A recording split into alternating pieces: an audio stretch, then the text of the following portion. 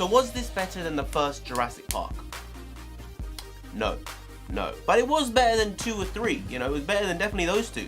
And probably on the same level as Jurassic World. So what's up guys, I'm NarendraTheComic, and right now we're just going to be reviewing Jurassic World 2, The Fallen Kingdom. That's what it's called. That's what it's called. The first Jurassic World, or the 4th film in this franchise, came out around about 3 years ago, and I really remember that film for only good reasons. I think I probably gave it a 6.5 out of 10. I know I definitely reviewed it on this channel a very long time ago.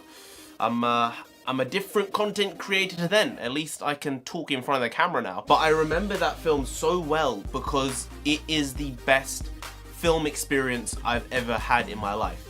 Let me be clear about that as well. It's not the best film ever. It's not my favorite film ever, but it is the best cinema experience I've ever had, for the simple reason the ability they had to force tension upon everyone in the audience was just crazy. There was so much anxiety in the audience watching that film. It was almost visceral. Like, it was incredible what they managed to do with that film. And I've never experienced anything like it before. And they almost captured that same feeling with this film. I don't think they did exactly, but you could definitely feel the tension in the audience watching this film. And I can only really compare it to when I watched the first Jurassic World. Oddly, it was definitely more like Jurassic Park than Jurassic World. It had more horror vibes to it, which was definitely a theme in the first Jurassic Park, as opposed to an action-adventure theme in Jurassic World. And I think it really worked. It was a shift up for the entire storyline as a whole.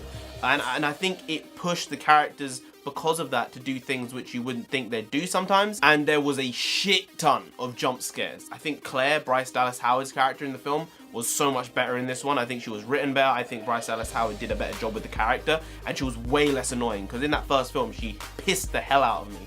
She was so freaking annoying, and in this one I believed her character, I believed her motivations, which was very important, because in the first one she was just droll as hell. Chris Pratt is Hero Man. You know, basically what he does nowadays. I mean, I love it. Don't stop doing it. You're really good at it at this point. You're like a master of it. You're almost on Dwayne "The Rock" Johnson's level of Hero Man.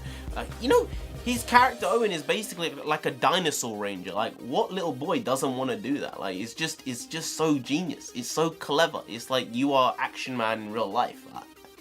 It's just great. There was a Jeff Goldblum cop-out though as well, which I wasn't really too keen on. I wasn't a fan of, because it seemed like from the trailers he was going to be in the film quite a decent amount, like actually a secondary maybe character. No, he's in the film probably a grand total of, I'll say, less than 5 minutes, but it's a lot less than that. But yeah, he's not in the film a lot. Maybe that's foreshadowing him to be in the next film though. Maybe he might be in Jurassic World 3. I think that's probably where they're going to go with it, because I don't see why they would have had him on all the press tours and stuff if he's not going to be in this franchise in the future. It just doesn't really make sense. There were a couple of new characters in this film. I liked the Latino girl. I can't remember her name. I didn't mind the black guy. I didn't know his name either.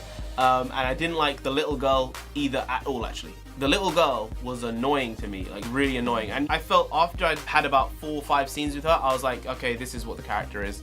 And this is what the person is in the story. And I was like, well, it turned out I was right. And I was like, well, I read stories. I know storylines. I knew they were going to do it. I could tell. You know, it's that question of, with the dinosaurs, is the genetic mutation right? Is it wrong? Maybe it's not right. And with, you know, I'm not going to spoil the thing. There's no point spoiling it. Because some people, I know my sister was just shocked by it. And I was like, how didn't you see this coming? Like, it was pretty bait. She was like, no, I didn't see it. I was like, okay, all right. Good to know. Good to know. Don't worry, the T-Rex is in this film. Blue's back in it, as you saw in the trailers. He has a nice role in the film. It's like the funny thing is, he has a personality, which is actually really interesting to work off of, and they go into that in the film about how he can interact with humans without just ripping them apart all the time. It's specifically Owen and Chris Pratt's character, which is a really odd thing, because it does humanize the dinosaurs in that way. Which wasn't done at all in the previous films. The new dinosaur in this film, I think it was called the Indo-Raptor.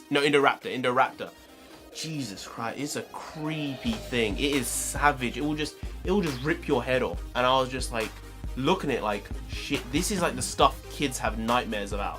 Like, this thing was like, there was a scene where he's on top of a building and the moon's behind him. I was like, this is like the new bloody werewolf. Like, this thing is gonna be scary as hell for kids. Kids are gonna shit their pants. This is the monster under the bed. If I was 8 years old, I would not be able to sleep. I wouldn't have been able to sleep. I know that. I know one of my sisters, they actually couldn't sleep either. I was like, geez, you're an adult, like, what are you doing getting scared of this? It's not like a horror film, but it did have like this incredible creepiness to it. In terms of the story, you know, at least this one had a good story behind it. I never felt the writing was awful at any point, thankfully. Normally I pick something out. The editing as a whole was good, and the CGI, I think it's probably the best CGI of the year. There was one scene in this which I was questioning. I was like, that's not very good. But other than that one scene of about 10 seconds, there was not really any other scene in the film where I was like, this is shit CGI.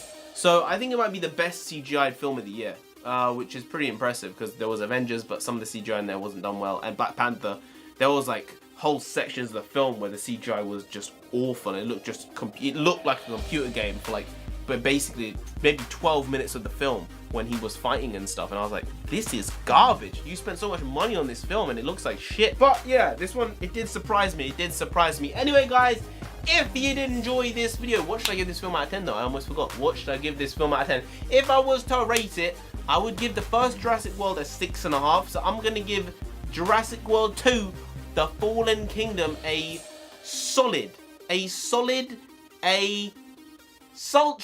6 out of 10. Yeah, it's not a 6.5. It doesn't get there, but it's like a 6. It's good. It could have been better, but I enjoyed the film as a whole, and I didn't have any problems with it. I think that the story, as I said, was fine enough to follow along, but it wasn't like a really gripping one. Yeah, that's the beginning, the middle, and the end. Anyway, guys, if you did enjoy this video, please do like, share, comment, and subscribe to the channel down there. If you didn't, then the Indo-Raptor. I got the word right. The Indo-Raptor will come after you. As I said, he will rip your head off. He doesn't care.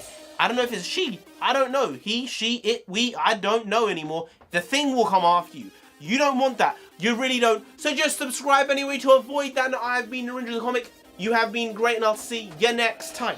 Skadoosh.